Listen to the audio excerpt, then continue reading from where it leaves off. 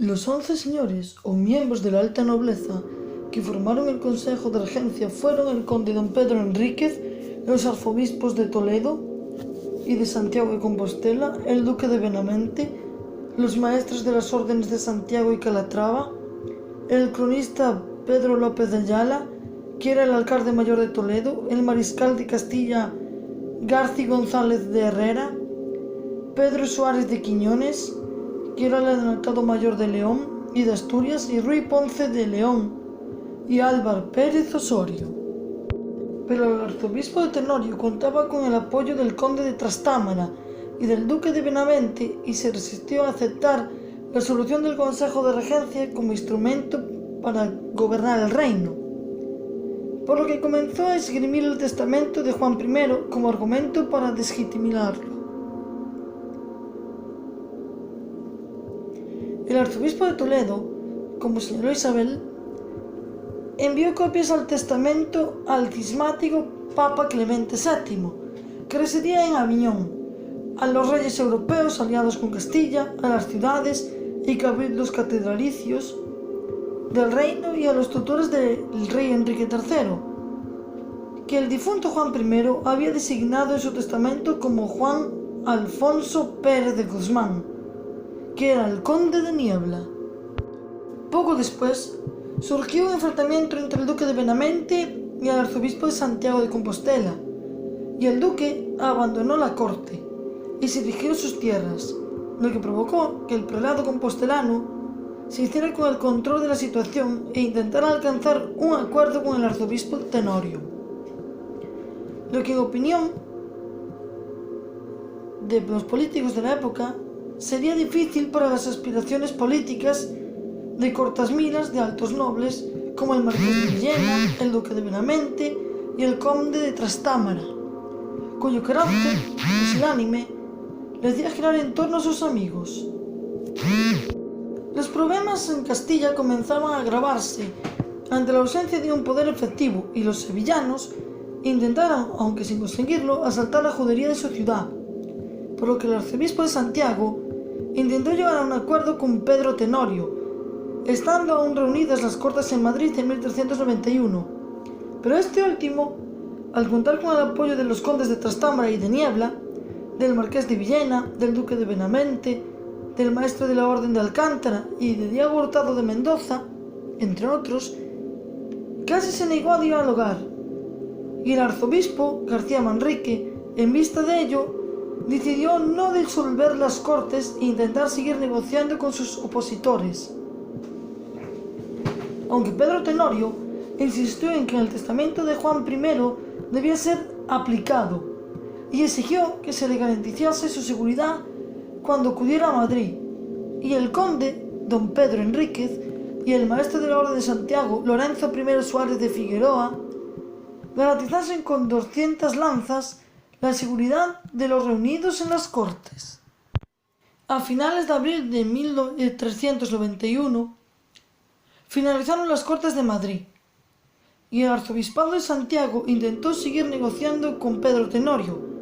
aunque éste continuó insistiendo con su postura, y mientras tanto el Consejo de Regencia gobernó Castilla y recibió a los embajadores que acudían de otros países. Pero cuando los miembros del Consejo fueron informados de que el arzobispo Pedro Tenorio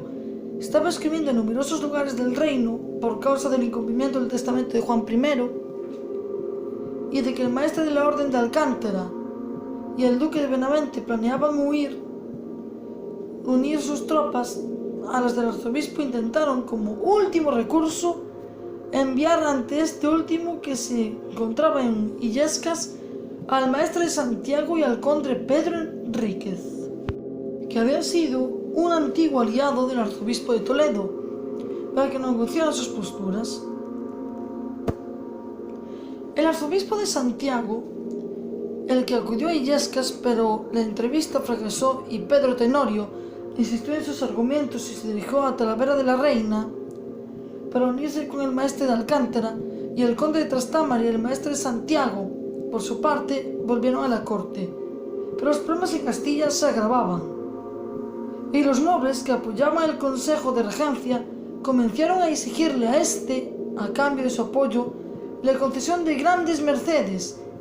y el conde de Trastámara que se le concediera la condestablía de Castilla, que estaba en manos de Alfonso de Aragón,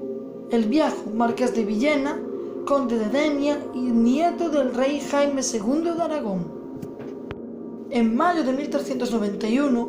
el conde consiguió ser nombrado condestable de Castilla, con la colaboración del arzobispo Juan García Manrique, que controlaba el Consejo de Regencia, y de la reina Leonor de Trastámara. Y se le concedieron 70.000 maravedís anuales de salario, a pesar de que este nombramiento atentaba contra lo establecido en las Cortes de Madrid de 1391. Pero el conde encontró a algunos individuos en la corte que estaban dispuestos a manifestar públicamente que el difunto monarca Juan I de Castilla había dicho en las Cortes de Guadalajara en 1390 que planeaba realizar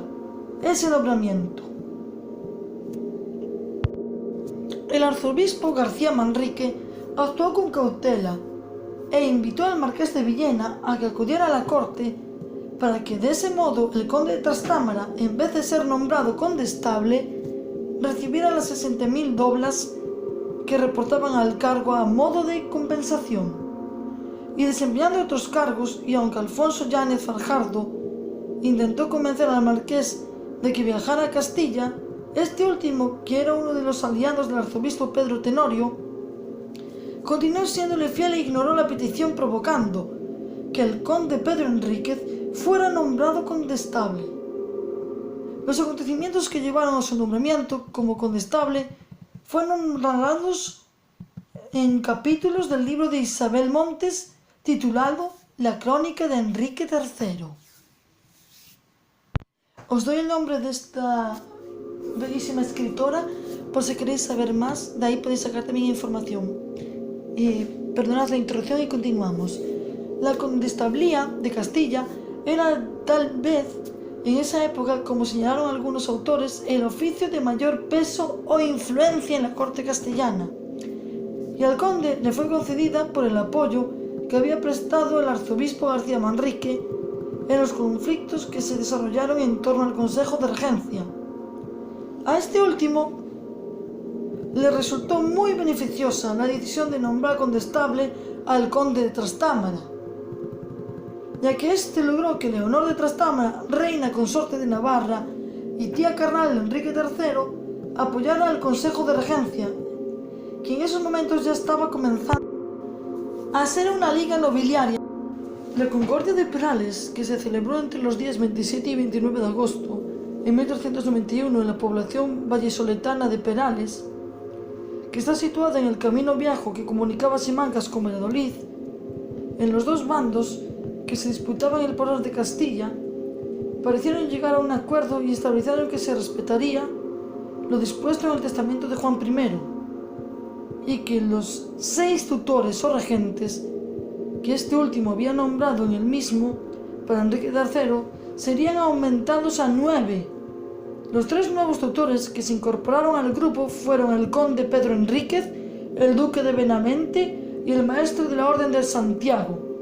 aunque todo ello debería ser ratificado en las Cortes que se reunirán en Burgos a finales de ese mismo año. Pero esa concordia solo sirvió para que el Consejo de Regencia fuera eliminado y para que se retornara a la situación producida tras la muerte de Juan I. Poco después, el Consejo de Regencia, que era encabezado por el arzobispo García Manrique y por el maestre de Santiago, decidió conceder la libertad al conde de Gijón y Noreña, Alfonso Enríquez, ya que no deseaban que pudiera unir sus fuerzas a las de su hermanastro, el duque de Benavente, cuya influencia los miembros del Consejo pretendían neutralizar, y Suárez Bilbao añadió que el conde de Trastámara y la reina Leonor también estuvieron conformes con que fuera liberado por razones de parentesco. Tras ser liberado, el conde de Noreña fue a Burgos y el rey le devolvió todas las posesiones que tenía antes de su encierro, y por las que hubo que rendirle homenaje, aunque con ello se granjeó el ego de sus hermanastros, la reina Leonor y el duque de Benavente, ya que por ese homenaje al conde Alfonso quedaba unido a sus rivales. Tras ser liberado, el conde Alfonso se apoderó por medio de las armas de la villa de Paredes de Nava, y aunque se desconoce la fecha exacta en que ocurrió, sí hay constancias de que el 29 de agosto de 1392 uno de los condes, aunque se ignora si fue Pedro Enríquez o Alfonso Enríquez, estuvo en Paredes de Nava con sus compañías, y que el concejo de la villa tuvo que entregarle a 2 clérigos y para racionar a las compañías 1500 maravedís, valor de 250 cántaras de vino. Como en agosto de 1322 el conde de Noreña ya había recobrado la libertad, Cardeñoso señaló que probablemente sería él quien estuvo en esa villa palatina. Pero la liberación del conde Alfonso Enríquez provocó el enfurecimiento de los otros familiares del monarca, como el conde de Trastámara, la reina Leonor y el duque de Benavente, Fadrique de Castilla, que no deseaban que el conde de Noreña se uniera a los tutores o regentes del rey, por lo que todos ellos se reunieron en el convento de Santa Clara de Burgos y acordaron que no admitirían ningún punto que no figurara en la Concordia de Perales, siendo todo ello relatado como en los capítulos 28 y 29 de la crónica de Enrique III del libro de Isabel Montes. El arzobispo Pedro Tenorio no estuvo entre los reunidos en ese convento burgalés, probablemente porque él defendía principios pero no linajes, y los reunidos allí parecían formar un grupo de miembros de la realeza dispuestos a anular sus fuerzas, aunque el conde Alfonso Enríquez, que era el pariente suyo, le consideraba un traidor por apoyar al bando contrario cuando habían sido ellos los que solicitaron su excarcelación. Y de ese modo el arzobispo García Manrique y sus partidarios continuaron abogando por el cumplimiento de lo dispuesto en el testamento de Juan I, aunque aceptaban la posibilidad de que el conde Alfonso Enríquez sustituyera a su hermanastro, el duque de Benavente, como tutor o regente del rey. Y los que apoyaban al arzobispo de Tenorio, entre los que figuraba el conde de Trastámara, insistiendo en que se debería aplicar lo dispuesto en la Concordia de Perales. El 1 de octubre de 1391, el conde Pedro Enríquez cedió a Arias Rodríguez de Castillón, o de los Castillones, que era vasallo suyo, los palacios y heredades de Canaval y las feligresías de San Vicente de Castillones, San Romano de Paderne. Las Cortes, que se reunieron en Burgos a finales de 1391, los enfrentamientos entre ambos bandos continuaron, y los procuradores sentenciaron que deberían ser ellos los que dilucidaran el destino del reino, aunque la reina Leonor de Trastámara, temerosa de que los representantes de las ciudades desbarataran los planes de la alta nobleza e impusieran su criterio, convenció a su hermanastro, el duque de Benavente, de que el conde Alfonso Enríquez, que era el hermanastro de ambos, debería ser incluido en el grupo de los tutores o regentes del rey, y de que los nobles deberían decidirlo todo entre ellos para que los procuradores hubieran de limitarse a rectificar su decisión. Los nobles acordaron poco después que los tutores o regentes del rey serían los arzobispos de Toledo y de Santiago, los maestres de la Orden de Santiago y de Calatrava, el conde Pedro Enríquez y el duque de Benavente, el conde Alfonso Enríquez y Juan Hurtado de Mendoza el Limpio, a los que habrían de añadir el marqués de Villena y el conde de Niebla, aunque se creía que estos últimos no irían a la corte, y el número de 6 tutores que Juan I dispuso en su testamento había aumentado por la incorporación al grupo del duque de Benavente y del conde de Noreña. A los anteriores se le unirían, si se respetaba lo establecido en el mencionado testamento, otros 6 procuradores de las ciudades. por lo que el Consejo de Regencia contaría, si se especulaba, el Marqués de Villena y el Conde de Niebla con al menos 14 miembros, número que parecía demasiado numeroso a sus componentes. Se acordó que los miembros del Consejo de Regencia gobernarían en torno a 6 meses, aunque todos preferían formar parte del primer turno, pues creían que cuando sus componentes lo hubieran ejercido por primera vez, ya no renunciarían a él, y el arzobispo Pedro Antonio consiguió ser uno de los miembros del primero, junto con el duque de Benavente y el maestre de Santiago y Diego Hurtado de Mendoza, por lo que forzosamente en el segundo turno entrarían el conde de Trastámara, el maestre de Calatrava, el arzobispo de Santiago de Compostela y el conde Alfonso Enríquez. Al mismo tiempo, se acordó que los guardianes del rey serían Hurtado de Mendoza y Diego López de Zúñiga, que era el alcaide del castillo de Burgos. Pero cuando se extendió el rumor de que los partidarios del duque de Benavente habían asesinado al noble Díaz Sánchez de Rojas, que era uno de los aliados del conde Alfonso Enríquez, el duque perdió toda credibilidad como futuro regente del reino, y este volvió a dividirse en dos bandos. El 9 de mayo de 1392, el obispo de Mondoñedo y el cabildo catedralicio de dicha ciudad concedieron nuevamente al conde Pedro Enríquez la encomienda de la diócesis de Mondoñedo, a pesar de que en 1381 habían renunciado a ella por las presiones que había recibido de su primo Juan I de Castilla. Pero en 1322, el casi moribundo obispo don Francisco se vio obligado a nombrar comendero al conde de Trastámara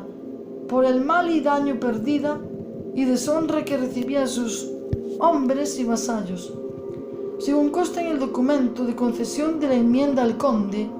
y en él también se menciona, como señaló él mismo, que entre las obligaciones del nuevo comendero figurarían las de proteger al obispo, canónigos, racioneros, clérigos y servidores de aquella iglesia, y a sus hombres y cosas de los peones de Fernán Rodríguez de Aguiar, López Díaz Teixeiro, Ares Fernández Miranda y otros cualquieres. La liga que se formó en la población leonesa de Lío en marzo de 1294 incluyó al conde de Trastámara, a la reina Leonor de Trastámara, al duque de Benavente, al conde Alfonso Enríquez, al infante Juan de Portugal, que era el candidato respaldado por los confabulados para ocupar el trono portugués por su condición de hijo de Pedro I de Portugal, y el arzobispo de Santiago de Compostela, Juan García Manrique, que fue el último en adherirse a ella y aún seguía enemistado con el arzobispo Pedro Tenorio, ya que este último era por convicción uno de los partidarios del poder absoluto de los reyes. Los acuerdos alcanzados en Lillo, si hay alguna constancia de que los implicados se reunieron en los primeros meses de 1394 y de Enrique III intentó negociar con sus parientes, aunque sus primeras gestiones fracasaron, y el Marqués de Villena y Alfonso de Aragón acudió a Castilla para apoyar a Enrique III debido a las presiones que recibió desde el Reino de Aragón, y en la primavera de 1394 los confabulados empezaron a reunir a sus hombres para iniciar la rebelión contra el monarca castellano. La situación política empeoró notablemente cuando el duque de Benavente se posicionó en el municipio palentino de Cisneros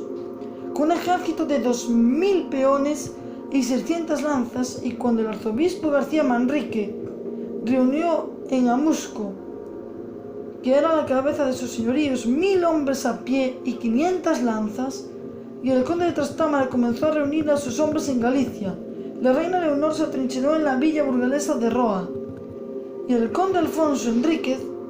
reunió a sus vasallos y gentes de armas en Asturias, por lo que Enrique III y sus consejeros, que deseaban evitar una guerra civil, comenzaron a negociar por separado con los rebeldes para intentar deshacer la alianza que habían forjado. Poco después, el arzobispo de Santiago abandonó a los parientes del rey, y fue convencido por Juan Hurtado de Mendoza y por Diego López de Zúñiga para que volviera a someterse a la autoridad del rey, y el prelado viajó velozmente a Valladolid y rindió pleitesía a Enrique III. El duque de Benavente también disolvió su ejército poco después y acudió humildemente ante el monarca y se disculpó ante él por su actitud y su rebeldía.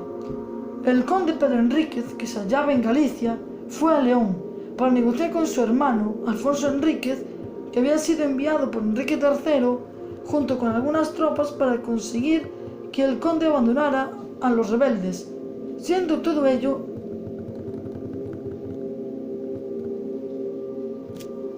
en el verano de 1394. Enrique III, que se hallaba en Valladolid, fue a la villa de Paredes de Nava, de la que se había apoderado el conde Alfonso Enríquez. Cuando salió de prisión, tomó posesión de ella y la puso provisionalmente en manos de su camarero mayor, Ruy López Dávalos, aunque concedió al conde de Noreña un plazo de 60 días para que expusiera las razones que alegaba para conservar la villa, o de lo contrario la perdería definitivamente. Todo ello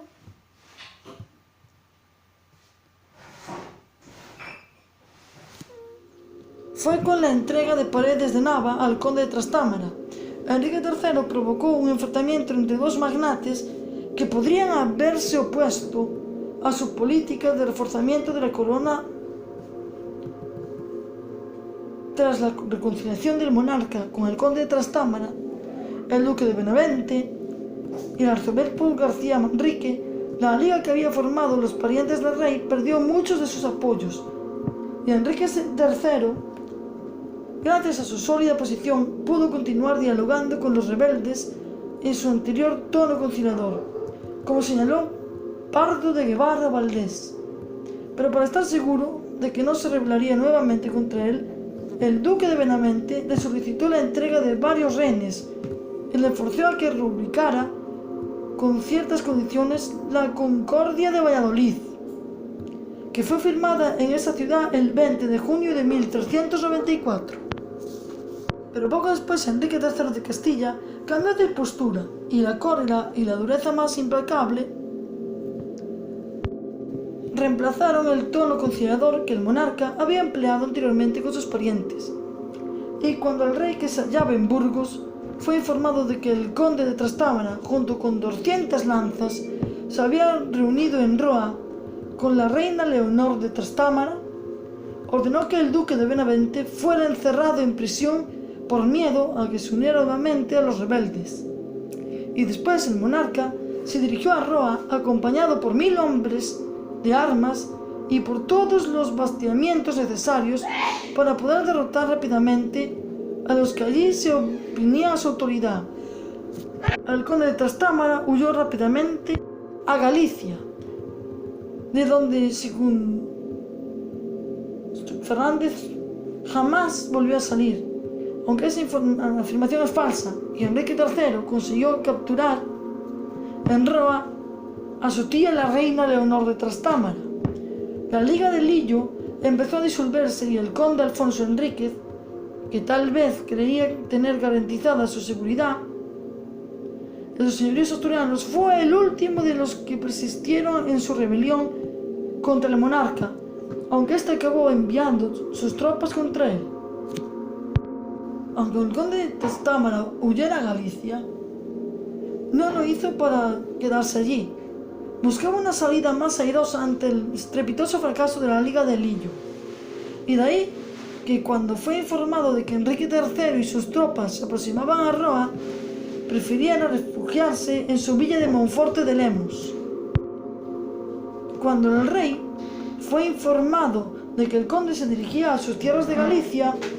ordenó a Álvar Pérez Osorio y a todos los concejos y caballeros de los territorios por los que pasaría el conde antes de llegar a Galicia que lo apresaran si pudieran. Enrique III ordenó el 25 de julio de 1394 que el duque de Benavente fuera apresado en Burgos, y también encomendó poco después el adelantado mayor de Galicia, Diego Pérez Sarmiento, que confiscara en nombre de la corona todas las posesiones del conde de Trastámara, por haber ido este último a Roa sin el permiso del rey y contra su voluntad. El adelantado, que era uno de los más leales vasallos del rey, recibió los documentos y cartas que para este menester fueron. Los representantes del Consejo de Paredes de Nava, como señaló Muñoz Gómez, aprovecharon la caída en desgracia de los condes de Trastámara y Noreña para solicitar a la monarca que su villa volviera a pertenecer al realengo para el 2 de agosto de 1394, y desde Roa Enrique III respondió evasivamente al consejo afirmando que dispondría lo más conveniente para su propio servicio, aunque conviene señalar que este mismo autor indicó en otro artículo suyo que los concejos de Paredes de Nava ya habían solicitado en 1393 a la monarca que su villa volviera al realengo y que había pertenecido entre 1383 y 1385. Al conde de Trastámara, por su parte, se propuso atacar la autoridad del monarca, y cuando este último llegó a León mientras se dirigía a Asturias para terminar con la resistencia del conde de Noreña, el de Trastámara, solicitó su perdón y Enrique III le perdonó y envió para que negociara con él a su hombre Juan de Velasco, que era el camarero mayor del rey, y a Diego López de Zúñiga, que era el alguacil mayor del monarca. Y como el conde creía que el rey sería benigno con él, acudió al asedio de Gijón, que pertenecía al conde Enríquez.